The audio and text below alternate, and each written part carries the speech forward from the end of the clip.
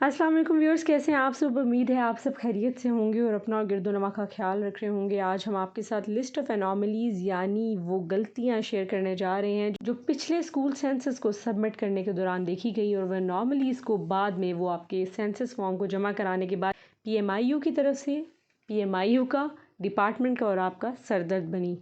आज हम आपको उन सारी एनॉमलीज़ के बारे में बताएंगे, एक एक एनॉमली के बारे में बताएंगे जो कि PMIU ने लिस्ट करवाई हैं। तो इस वीडियो का एंड तक ज़रूर सुनिएगा और उम्मीद है आपको आज की वीडियो में कुछ सीखने को मिलेगा।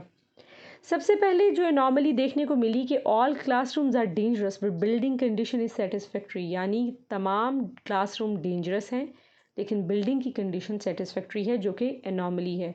अगर सारे के सारे क्लासरूम डेंजरस हैं तो बिल्डिंग की कंडीशन कभी भी सेटिस्फैक्ट्री नहीं हो सकती।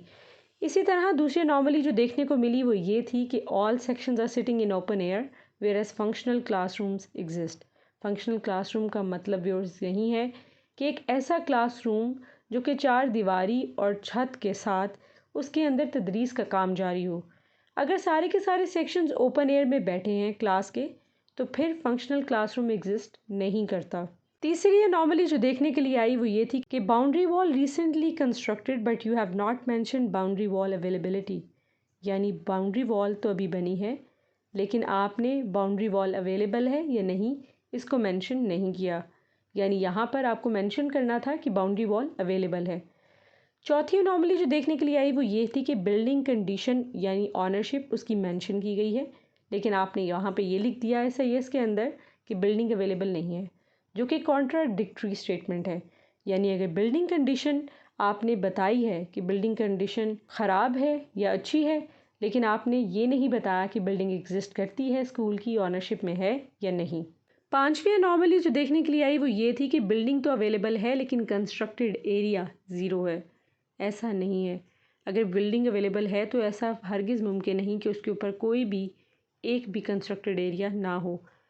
बिल्डिंग अवेलेबल है लेकिन मेंशन किया गया है कि स्कूल ओपन स्पेस में रन कर रहा है, जो कि सरासर कंट्राडिक्टरी स्टेटमेंट है। अगर आप ये SIS पे मेंशन कर रहे हैं कि बिल्डिंग अवेलेबल है तो आपको ये भी बताना है कि स्कूल चल रहा है प्रॉपर। सातवीं एनॉमली जो देखने के लिए आई वो ये थी कि building is available but no room exist, यानी बिल्डिंग तो अवेलेबल है लेकिन अंदर कमरा कोई नहीं। अगर कमरा कोई एग्जिस्ट नहीं करता तो आप उसको बिल्डिंग कंसीडर नहीं करेंगे। आठवीं एनॉमली जो देखने में आई, building is critically dangerous but no room और क्लासरूम डेंजरस, यानी बिल्डिंग तो इतनी क्रिटिकली डेंजरस है लेकिन कमरा डेंजरस नहीं है। आपको पहले भी बताया कि क्लासरूम बिल्डिंग ही होती है, बिल्डिंग का ही पार्ट है। तो ये कैसे मुमकिन है कि अगर क्लासरूम डेंजरस नहीं है और आपने बिल्डिंग को डेंजरस डिक्लेयर कर दिया है। 10th एनॉमली कि बिल्डिंग इज़ नॉट अवेलेबल लेकिन आपने बिल्डिंग कंडीशन को और ऑनरशिप को मेंशन किया हुआ है। अगर आप बिल्डिंग की कंडीशन बता रहे हैं कि वो बिल्डिंग ठीक हालत में है या गलत तो फिर बिल्डिंग नॉट अवेलेबल का सवाल पैदा ही नहीं होता। 11th कॉन्ट्राडिक्टरी स्टेटमेंट कि building is not available but rooms exist. Building अगर नहीं है तो फिर कमरे कहाँ से आ गए। 12th एनॉमली कि क्लासरूम रिसेंटली कंस्ट्रक्टेड, क्लासरूम अभी अभी बना लेकिन total number of functional classroom zero है। अभी तो आप बता रहे हैं कि क्लासरूम बना तो फिर आप फंक्शनल क्लासरूम को ज़ीरो नहीं कर सकते।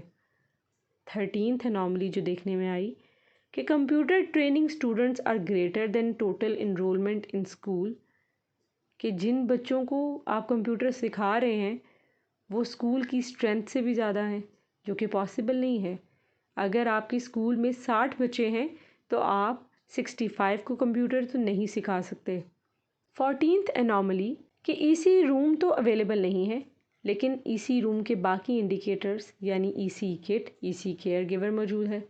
अगर ये सब ECE किट और ECE केयर गिवर मौजूद है तो फिर EC रूम ऑटोमेटिकली एग्जिस्ट करता है, क्योंकि EC रूम की शराइत यही है कि उसके लिए एक पूरा कमरा होने की ज़रूरत नहीं बल्कि आप एक कॉर्नर को भी ECE के तौर पे डिक्लेयर कर सकते हैं। 15th एनॉमली कि इनवैलिड कंस्ट्रक्टेड एरिया ही आपने इनवैलिड मीटर्स में या इनवैलिड लिखा हुआ है। 16th anomaly invalid playground area, यानी आपने ऐसा प्लेग्राउंड एरिया मेंशन किया है जो एग्जिस्ट ही नहीं करता या जो सही नहीं है। 17th इनवैलिड एनए नंबर, यानी आपने हल्का नंबर और पीपी नंबर ठीक से नहीं लिखा। 18th anomaly invalid number of library books in any subject, आपने नंबर ऑफ बुक्स किसी भी सब्जेक्ट को उसको ठीक नहीं लिखे, यानी पूरे के पूरे 6 करेक्टर्स नहीं हैं। इसी तरह 19th anomaly invalid number of Urdu, English और साइंस बुक्स, यानी इनको आपने पूरे 6 करेक्टर्स में नहीं लिखा। 20th invalid number of chairs और 3 सीटर्स फॉर स्टूडेंट, यानी आपके पास बच्चे ज़्यादा हैं, यानी अगर आपके पास 100 बच्चों की इनरोलमेंट है तो यकीनन आपने 100 बच्चों के लिए कुछ ना कुछ बैठने का बंदोबस्त किया होगा। वो अलग बात है कि एमईएस प्लास्टिक की चेयर को कंसिडर नहीं करते, लेकिन बर वक्त आपके स्कूल में बच्चों के सिटिंग अरेंजमेंट के लिए फ़र्नीचर मौजूद है, तो आप इनवैलिड नंबर ऑफ़ चेयर्स नहीं लिखें, आप पूरे का पूरा फ़र्नीचर बताएं। जो भी बच्चे के बैठने के लिए सामान है उसको ठीक नंबर में लिखें। 21 पे इनवैलिड पीपी नंबर, जैसा कि हम पहले बता चुके हैं। 22 lab recently constructed but science lab is not available, कि लैब बनाई भी है और फिर आप कह रहे हैं कि लैब अवेलेबल नहीं है। अगर इससे मुराद आपकी ये है कि लैब अभी स्टार्ट नहीं हुई या फंक्शनल नहीं हुई तो ये गलत है। अगर लैब बन चुकी है तो फंक्शनल हो जानी चाहिए। 23 में कि लाइब्रेरी एग्जिस्ट नहीं करती लेकिन लाइब्रेरी की स्टेट मेंशन है, यानी लाइब्रेरी है तो नहीं लेकिन आपने उसकी कंडीशन बताई हुई है। ये कैसे हो सकता है कि लाइब्रेरी स्कूल में ना हो लेकिन उसकी कंडीशन आप बता रहे हो। 25th 24th लाइब्रेरी को रिसेंटली कंस्ट्रक्ट किया है लेकिन लाइब्रेरी अवेलेबल नहीं है। 25th मेल स्कूल है लेकिन उसके अंदर टोटल गर्ल्स इनरोलमेंट है, जो कि सरासर गलत है। अगर मेल स्कूल है तो उसके अंदर इनरोलमेंट भी बॉयज़ की होगी। 26th है कि प्राइमरी, मिडिल और हाई सेकेंडरी स्कूल्स के अंदर बच्चों के लिए कोई फर्नीचर नहीं है, यानी ज़ीरो फर्नीचर है, ये भी एनॉमली है। 27th कि number of chairs table are zero for teacher, ऐसा पॉसिबल नहीं है कि टीचर्स के लिए कोई उसातिज़ा के लिए मेज़ या कुर्सी ना हो। 28 number of chairs table are zero for teachers in primary schools. 29th पे नल एनए नंबर, आपने एनए नंबर की जगह नल लिख दिया, या पीपी नंबर की जगह आपने नल लिख दिया, या स्कूल जेंडर की जगह आपने नल लिख दिया। स्कूल जेंडर में आपको बताना है कि ये गर्ल स्कूल है, ये बॉय स्कूल है, इसी तरह फीमेल है, ये मेल है। स्कूल लोकेशन आपको बताना है, ये अर्बन है, ये रूरल है, यानी ये शहर वाली जगह पे है या किसी गांव में। इसी तरह रीवेरीफाई करना है कि स्कूल की बिल्डिंग फुली डेंजरस तो नहीं। रीवेरीफाई करें कि स्कूल की रनिंग, इसको भी वेरीफाई करें कि स्कूल किसी बिल्डिंग के बगैर चल रहा है, और इस चीज़ को भी कि सारे के सारे कमरे ही डेंजरस हैं। स्कूल का नाम और स्कूल का लेवल भी इनकरेक्ट हो सकता है, उसको आप ध्यान से देखें। साइंस लैब आपने अवेलेबल लिखा है लेकिन physics, chemistry, bio combined lab को आपने अवेलेबल नहीं लिखा। टॉयलेट को आपने लिखा कि टॉयलेट ब्लॉक रिसेंटली कंस्ट्रक्ट हुआ है, लेकिन यूजेबल टॉयलेट को आपने ज़ीरो कर दिया है।